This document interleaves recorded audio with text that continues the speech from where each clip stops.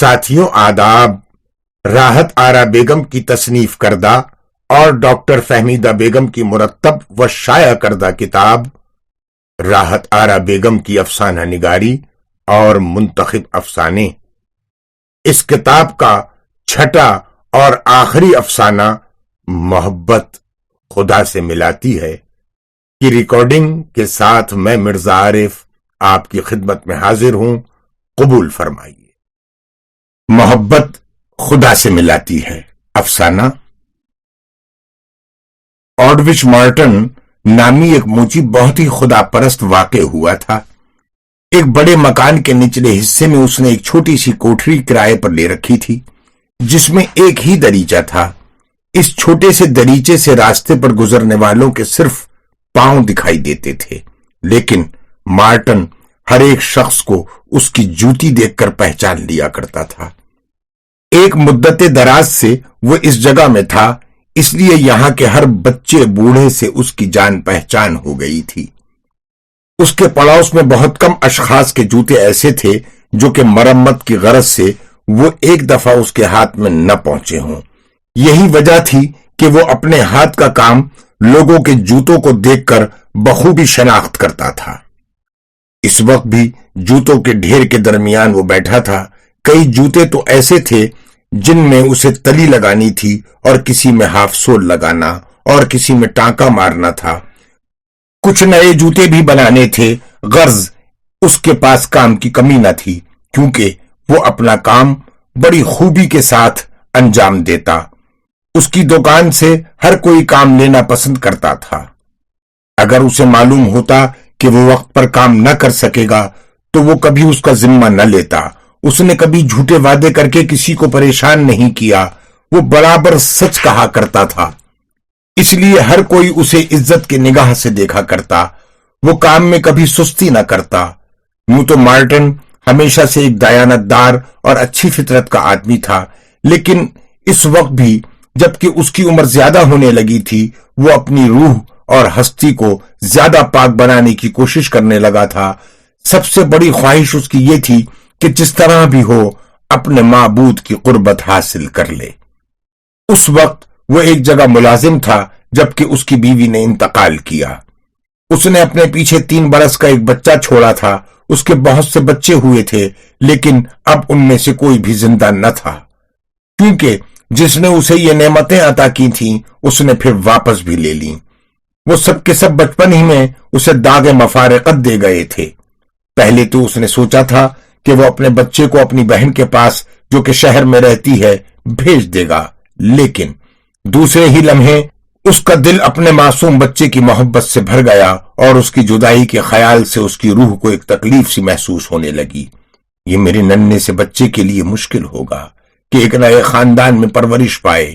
میں اس معصوم کی نگہداشت خود ہی کروں گا اور اسے ساتھ رکھوں گا۔ اس خیال کے آتے ہی اس نے اپنے آقا کا مکان چھوڑ دیا اور دور محلے میں ایک چھوٹی سی کوٹھری کرائے پر لے لی۔ لیکن افسوس کہ وہ اولاد کے بارے میں بہت ہی بدقسمت واقع ہوا تھا۔ ایسے وقت میں اس کا لڑکا جو کہ اب اپنے باپ کا کچھ ہاتھ بٹانے لگا تھا اور سمجھدار ہو چلا تھا، یکا یک بیمار پڑا اور 1 ہفتے تک سخت بخار میں مبتلا رہ کر اسے ہمیشہ کے لیے داغ مفارقت دے گیا۔ مارٹن جب اپنے پیارے بیٹے کی تہجیز و تکفین سے فارغ ہوا اور اس وقت اس کا دل صدمے سے چور چور ہو رہا تھا، اسے معلوم ہوتا تھا کہ وہ پاگل ہو جائے گا۔ اس نے کئی روز تک اپنا کام بھی موقوف کر دیا تھا۔ اس کے دل میں اپنے معبود کی طرف سے ایک شکایت پیدا ہو گئی تھی۔ رنج و تکلیف نے اسے اس قدر مغلوب کر ڈالا تھا کہ وہ کوئی بات صحیح طور پر سوچنے یا سمجھنے کے قابل نہیں رہا تھا۔ اس کا دماغ ایک طرح معطل ہونے لگا تھا۔ اکثر تو وہ اپنے معبود کو نعوذ باللہ الزام دینے لگتا کہ اس نے بجائے اس کے بیٹے کے خود اسے کیوں نہ دنیا سے اٹھا لیا۔ آہ، اس کا پیارا خوبصورت بیٹا۔ اسے بھی دنیا کی بہت کچھ بہاریں دیکھنی تھیں، لیکن وہ خود تو بوڑھا ہو چکا تھا۔ بھلا اسے دنیا میں اس کی کیا ضرورت تھی؟ اسے کیوں آخر صدمہ و تکلیف برداشت کرنے کے لیے دنیا میں چھوڑ دیا گیا جبکہ اسے دنیا کی مطلق خواہش نہیں ہے؟ آخر کچھ دنوں بعد مارٹن نے گرجا جانا بھی چھوڑ دیا۔ ایک روز ایک ایسا شخص مارٹن سے ملنے آیا جو گزشتہ 8 سال تک سیر و سیاحت کرتا رہا تھا اور اس وقت بھی اس کا منشا مونسٹری جانے کا تھا۔ چونکہ راستے میں ہی مارٹن کا گھر پڑتا تھا، اس نے سوچا کہ اپنے قدیم دوست سے ایک دفعہ ملتا ہوا جائے۔ آرڈوچ نے دلی خلوص کے ساتھ اپنے دوست کا استقبال کیا اور اپنی غمناک زندگی کے بارے میں ساری کیفیت اس سے بیان کی۔ پیارے دوست، اب ذرہ برابر بھی خواہش نہیں ہے کہ میں زندہ رہوں۔ زندگی میں اب کوئی چیز بھی میرے لیے مسرت بخش نہیں۔ اس نے اپنے دوست سے کہا، میں نے معبود سے التجا کی ہے کہ جلد سے جلد مجھے دنیا سے اٹھا لے۔ اب دنیا میرے لیے صرف ایک تکلیف دہ شے ہے۔ اس کے بوڑھے دوست نے جواب دیا، تمہیں اس قسم کی محمل دعائیں مانگنے کا کوئی حق نہیں مارٹن۔ ہم اپنے معبود کے ارادوں پر قادر نہیں ہیں۔ ہماری اپنی خواہش سے اس دنیا میں کچھ بھی نہیں ہو سکتا جب تک کہ قادر و مطلق کا حکم نہ ہوگا۔ اگر خدا کا حکم نہ ہو تو صرف تمہاری خواہش پر تمہیں موت کیوں کرا سکتی ہے؟ اگرچہ تم موت کے خواہاں ہو، لیکن بہت ممکن ہے کہ معبود نے تمہاری عمر طویل کی ہو، اور یہ تو ایک معمولی بات ہے کہ وقت سے پہلے موت تمہارے قریب بھی نہیں آ سکتی۔ اس لیے موت کی امید پر اپنے کو تمام دنیاوی مسرتوں سے محروم کر لینا عقل مندی کے خلاف ہے۔ اگر خدا کو یہی منظور ہے کہ تم زندہ رہو اور تمہارے لڑکے کو اٹھا لیا جائے تو یقینی اس میں تمہاری بہتری ہے، اور تمہاری مایوسی دن بدن اس لیے ترقی پذیر ہے کہ تم صرف اپنی خوشی کے لیے زندہ رہنا چاہتے ہو۔ جہاں ذرا مصیبت پڑی اور تم نے موت کی دعا مانگنی شروع کی، تم اپنی زندگی میں صرف مسرت ہی مسرت چاہتے ہو، تو پھر کوئی کیوں اور کیسے زندہ رہے؟ کس لیے زندگی کے گن گھسیٹتا جائے؟ مارٹن نے سوال کیا۔ زندگی تو صرف معبود ہی کے لیے ہے مارٹن، بوڑھے آدمی نے جواب دیا، اسی بزرگ و برتر معبود کے لیے جس نے تمہیں دنیا میں بھیجا ہے۔ تمہیں ضرور اس کے لیے زندہ رہنا پڑے گا جس نے تمہیں زندگی بخشی ہے۔ اگر تمہیں یہ بات معلوم ہو جائے کہ خدا یعنی اپنے پیدا کرنے والے کے لیے دنیا میں رہنے کا طریقہ کیا ہے، تو سارا رنج مسرت میں تبدیل ہو جائے گا اور تمہارے غمناک دن خوشگوار ہو جائیں گے۔ ہر مشکل کام بھی تمہارے لیے آسان ہو جائے گا اور تمہیں دلی مسرت حاصل ہوگی۔ مارٹن کچھ دیر خاموش رہا۔ اس نے سر جھکا کر کچھ سوچنا شروع کیا، پھر یکا یک سر اٹھا کر اس نے دریافت کیا، لیکن اپنے پروردگار کے لیے زندگی بسر کرنے کا طریقہ کیا ہے؟ ایسا کیوں کر ہو سکتا ہے؟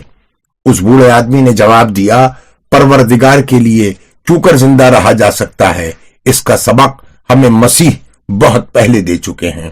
کیا تم پڑھنا جانتے ہو؟ اگر جانتے ہو تو ایک بائبل خرید لو، اس میں ہر قسم کی باتیں تمہیں ملیں گی۔ تم اپنے ہر سوال کا جواب اس میں پاؤ گے۔ اس کو پڑھنے سے تمہیں بخوبی معلوم ہو جائے گا کہ انسان دنیا میں کیوں بھیجا گیا ہے اور کس لیے اسے زندہ رہنا چاہیے۔ ان باتوں کا مارٹن کے دل پر ایسا گہرا اثر پڑا کہ اس روز وہ بازار سے بڑے بڑے حروفوں میں چھپا ہوا ایک بائبل خرید لایا اور پڑھنا شروع کیا۔ پہلے پہل جب اس نے بائبل خریدا تھا تو ہفتہ بھر میں صرف ایک روز پڑھا کرتا تھا، لیکن آہستہ آہستہ اس سے اس کے دل میں ایسی تسکین سی محسوس ہوئی کہ ہر روز اس مقدس کتاب کا مطالعہ کرنے لگا۔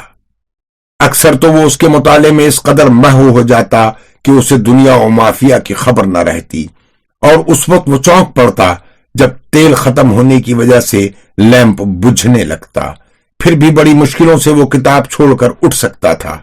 اس کے مطالعے کا اس کے دل پر ایسا زبردست اثر ہوتا کہ بے اختیار اس کے آنسو رخساروں پر بہنے لگتے۔ وہ ہر روز دلی خلوص کے ساتھ بائبل پڑھنے لگا۔ جس قدر وہ پڑھتا گیا اس کی سمجھ اس بارے میں صاف ہوتی گئی کہ اسے کیوں زندہ رہنا چاہیے، دنیا کو اس کی زندگی کی کیا ضرورت ہے، اور صرف خدا کے لیے وہ کیوں کر زندہ رہ سکتا ہے۔ اب اس کے دل سے غم کا بوجھ آہستہ آہستہ ہلکا ہونے لگا تھا۔ پہلے پہل جب سارا دن کی مشغولیت کے بعد رات کو وہ بچھونے پر جاتا تو اسے ایسا محسوس ہوتا کہ اس کے دل پر کسی نے پتھر سے بھی زیادہ بوجھل شے رکھ دی ہے۔ اس کا دل چور چور ہو جاتا جبکہ اسے کاپیس کی یاد ستاتی تھی، لیکن جب وہ ایک ہی جملے کو بار بار دہراتا تھا، اے معبود تو قادر مطلق ہے، جو بھی تیری خواہش ہو، جو تیرا حکم ہو، اس کے سامنے ضرور ہمیں سر تسلیم خم کرنا ہے۔ اس کے بعد مارٹن کی زندگی میں زبردست انقلاب پیدا ہو گیا۔ اب اکثر وہ تعطیل کے موقع پر ہوٹلوں میں جاتا، تفریح کے لیے 2 پیالی چائے بھی خالی کر دیا کرتا، اور اب تو اسے 1 آدھ گلاس شراب پینے سے بھی گریز نہ تھا۔ شراب پینے کے بعد وہ اکثر نشے میں اس قدر چور ہو جاتا تھا کہ بلا ارادہ مغلظ الفاظ اس کی زبان پر آنے لگتے اور اکثر لوگوں کو کھلم کھلا گالیاں بھی دینے لگتا، خوب چیختا چلاتا۔ لیکن اب اس قسم کی محمل عادتوں سے آہستہ آہستہ وہ دستبردار ہونے لگا تھا۔ یہ خرابیاں اب اس کے مزاج سے دور ہونے لگی تھیں اور اب اس کی زندگی بہت اطمینان و مسرت کے ساتھ گزرنے لگی تھی۔ وہ صبح کو اپنا کام شروع کیا کرتا، تمام دن مصروف رہنے کے بعد شام کو اٹھ جاتا، لیمپ کو اوپر سے اتارتا، الماری سے کتاب نکال لاتا اور اسے کھول کر پڑھنے لگتا۔ جیسے جیسے وہ پڑھتا جاتا اور بھی اچھی طرح ہر بات اس کی سمجھ میں آتی جاتی اور وہ اپنے دماغ میں خوش آئند مسرت محسوس کرتا۔ ایک دن وہ حسب معمول بائبل پڑھ رہا تھا۔ اس وقت کتاب کا 6واں باب اس کے سامنے تھا۔ وہ پڑھنے لگا، اگر کوئی تمہارے ایک گال پر تھپڑ مارے تو دوسرا گال بھی اس کے آگے بڑھا دو۔ اگر کوئی تمہارا لباس لینے کی خواہش کرے تو اپنا کوٹ بھی اس کے حوالے کر دو۔ اگر تمہارے سامنے کوئی تمہارا مال لیتا ہوا دکھائی دے تو تم بغیر ایک لفظ کہے خاموشی سے دیکھتے رہو یا وہاں سے ہٹ جاؤ۔ جو کوئی بھی تمہارے ساتھ بھلائی کرے تمہیں لازم ہے کہ اس کے ساتھ اور بھی محبت اور خلوص سے پیش آؤ۔ اس کے بعد وہ اس مقام سے پڑھنے لگا جہاں اس کے آقا کا فرمان تھا، اور تم سب مجھے آقا یا مالک کہہ کر کیوں پکارتے ہو جبکہ میرے احکام کی تعمیل نہیں کرتے؟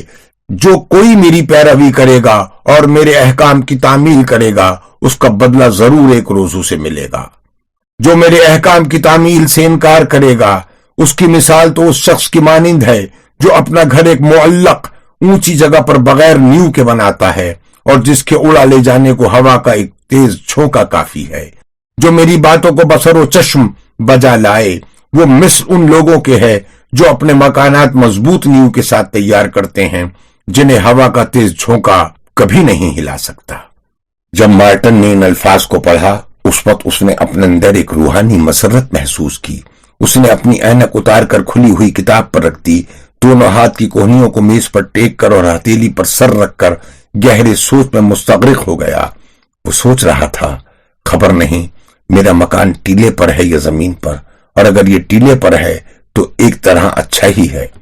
وہ اپنے خیالات میں مستغرق تھا اور اب اگرچہ اس کے سونے میں کافی دیر ہو رہی تھی لیکن اس پر بھی وہ اس مقدس کتاب کا مطالعے سے اپنے آپ کو الگ نہ کر سکا۔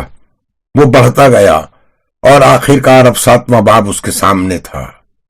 اسی باب میں رومی فوجی کے ایک افسر کا حال لکھا ہوا تھا جو کہ ایک بیوہ کا لڑکا تھا، اور جہاں بیان کیا گیا تھا کہ مسیح نے کیوں کر اس کے سوالات کا جواب دیا تھا، پھر پڑھتے پڑھتے اس جگہ پر اس کی نظر پڑی جہاں لکھا تھا کہ ایک امیر نے کیوں کر اس کے آقا کو اپنے مکان میں دعوت دی۔ اس نے یہ بھی پڑھا کہ کس طرح ایک گناہگار عورت اپنے آنسوؤں سے اس کے قدموں کو دھویا اور اس کے آقا نے آخر اسے عفو کیا۔ اور پھر وہ 24ویں باب میں پڑھنے لگا اور دوسری عورت کی طرف مخاطب ہو کر اس نے کہا، میں تیرے گھر پر آیا لیکن تو نے میری ذرہ برابر بھی پرواہ نہ کی اور نہ ہی مجھے ایک قطرہ پانی کا دیا، لیکن اس پارسا عورت کی طرف دیکھ جس نے اپنے آنسوؤں سے میرے قدموں کو صاف کیا اور جس نے اپنی جھوپڑی کے دروازے کو استقبال کے لیے کھول دیا۔ اس نے میرے قدموں کو اپنے سر کے بالوں سے خشک کیا۔ تم نے تو میرے اوپر ایک محبت کی نگاہ بھی نہ ڈالی، لیکن اسے دیکھو کہ اس نے کیسے عزت کے ساتھ میرے پاؤں چومے اور آنکھوں سے لگایا۔ تم نے میرے بالوں کی طرف دیکھا تو لیکن ایک قطرہ تیل کا بھی مجھے دے نہ سکے، پر اس نے میرے قدموں میں تیل کی مالش کی۔ اس نے جب ان نظموں کو پڑھا تو سوچنے لگا، آخر کیوں اس نے اپنے آقا کی توہین کی، کیوں اس کے روکھے بالوں میں تیل نہ ڈالا اور کیوں اپنے آقا کے پاک قدموں میں بوسہ دے کر روحانی مسرت حاصل نہ کی۔ مارٹن نے ایک دفعہ پھر چشمہ اتار کر کتاب پر رکھ دیا اور گہری سوچ میں غرق ہو گیا۔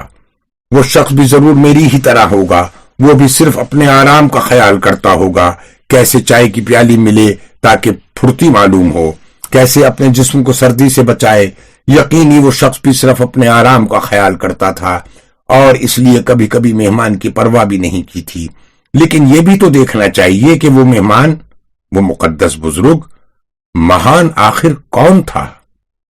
کیا وہ خود ہمارے آقا تھے؟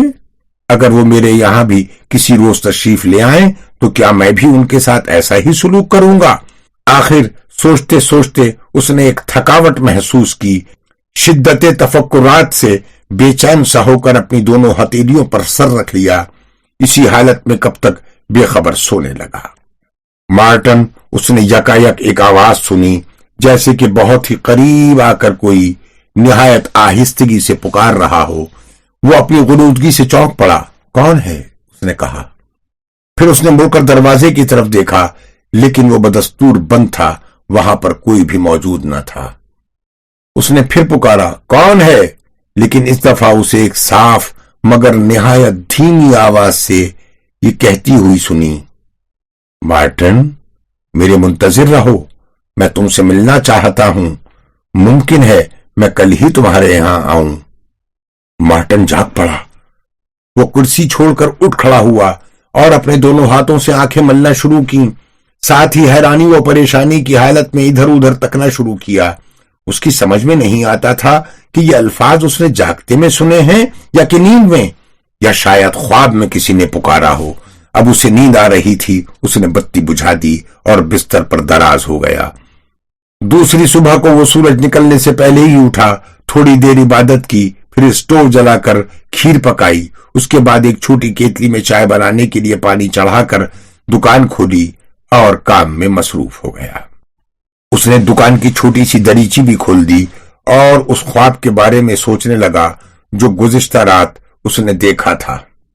کبھی تو وہ سوچتا کہ جو کچھ بھی ہوا وہ ایک خواب سے زیادہ نہیں، لیکن دوسرے ہی لمحے اسے ایسا محسوس ہوتا کہ نہیں، یہ واقعہ غالباً اصلی ہی تھا۔ واقعی کسی کو اس نے اپنا نام لے کر پکارتے ہوئے سنا۔ تھوڑی دیر گہرے سوچ میں رہنے کے بعد یہ خیال کر کے کام میں مصروف ہو گیا، ایسے واقعات ہوا ہی کرتے ہیں، ہو سکتا ہے سب خواب ہو جسے میں اصلیت سمجھ رہا ہوں۔ ان خیالات کے آنے پر بھی وہ اپنے کو بے پرواہ نہ کر سکا۔ وہ کام میں مصروف تھا، لیکن اس کی آنکھیں بار بار سڑک کی طرف اٹھ جایا کرتی تھیں۔ آج کام میں اس کا دل نہ لگتا تھا، ذرا سی آہٹ پر بھی اس کے کان کھڑے ہو جاتے تھے، اور جب کوئی ایسا پاؤں اس کے سامنے آتا جن کی جوتیوں سے وہ واقف نہیں تو وہ ایک بار جھک کر جوتی پہننے والے کا چہرہ بھی دیکھ لیتا۔ آج اس نے صرف جوتیوں ہی کے دیکھنے پر اکتفا نہیں کیا۔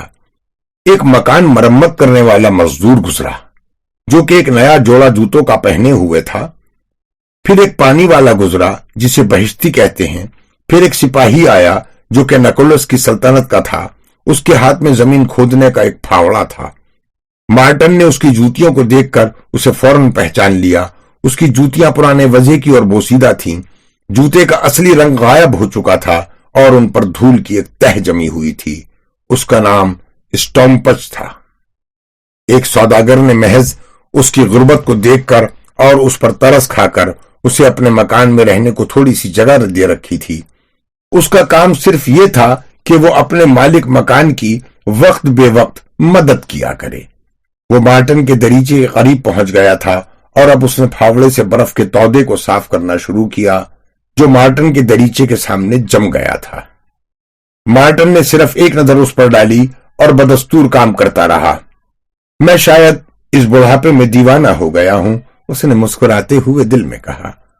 اسٹن پوچ برف صاف کر رہا تھا اور میں سمجھ رہا ہوں کہ مسیح مجھ سے ملنے کو تشریف لائے ہیں۔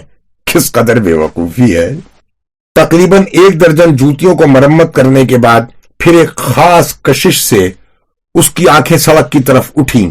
اس نے دیکھا کہ اسٹن پوچ نے اپنا پھاوڑا جس سے وہ برف کاٹ رہا تھا دیوار سے لگا کر رکھ دیا ہے اور چپ چاپ کھڑا ہے۔ ہو سکتا ہے تھکاوٹ دور کرنے کو ذرا ٹھہر گیا ہو یا ٹھنڈک سے اسے تکلیف ہو رہی ہو۔ وہ ایک کمزور آدمی تھا، بڑھاپے نے اس کی کمر خم کر دی تھی اور یہ صاف ظاہر ہو رہا تھا کہ اس ضعیفی میں اس کی اس قدر طاقت نہیں ہے کہ وہ ایک وزنی پھاوڑے سے برف کے بھاری ٹکڑوں کو سرکا دے۔ کیوں نہ میں اسے بلا کر تھوڑی سی چائے پلا دوں، مارٹن نے سوچا۔ سماور میں اب تک ابلا ہوا پانی موجود ہے، چائے بنانے میں تو کوئی دقت ہوگی نہیں۔ اس نے اپنا ہاتھ کا کام وہیں پر چھوڑ دیا اور اٹھ کھڑا ہوا۔ چھوٹے سے سماور کو میز پر رکھ کر اس میں چائے ڈال دی۔ اس مختصر کام کو ختم کر کے وہ دریچے کے قریب آیا اور اسٹمپونس کو دروازے کی طرف سے آنے کی تاکید کرتے ہوئے خود دروازہ کھولنے کو آگے بڑھا۔ اندر آؤ، مارٹن نے کہا، اور اپنے جسم کو ذرا گرمی پہنچاؤ، معلوم ہوتا ہے کہ تمہیں سخت سردی لگ رہی ہے۔ خدا تمہارا بھلا کرے، اسٹمپونس نے جواب